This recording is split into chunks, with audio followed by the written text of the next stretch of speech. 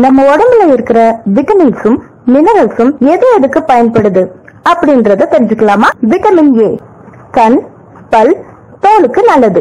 Vitamin B நோய் எதிர்ப்பு செயல்பாட்டுக்கும் இரும்பு சக்தியை நம்ம உடம்புல உறிஞ்சு கொள்றதுக்கும் தேவையான சக்தியை உற்பத்தி செய்யறதுக்கும் பயன்படுது. விட்டமின் சி ரத்த குழாயை வலுப்படுத்தவும் தோல் நீள்தன்மையை பாதுகாக்கவும் ஆன்டி ஆக்சிடென்ட் செயல்பாட்டை வலுப்படுத்துறதுக்காகவும் இரும்பு சக்தியை அதிகரிக்கிறதுக்காகவும் பயன்படுது. விட்டமின் டி எலும்புகளை வலுப்படுத்த ஆரோக்கியமா வச்சுக்கொள்ள பயன்படுது.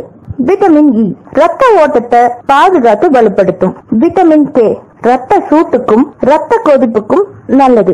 ஃபோலிக் ஆசிட் உடம்புல இருக்கிற செல்ஸ புதுப்பிக்கும். தாய் வயிற்றுக்குள்ள குழந்தை இருக்கும்போது அதோட குறைபாடுகள் இல்லாம சரி செய்யும்.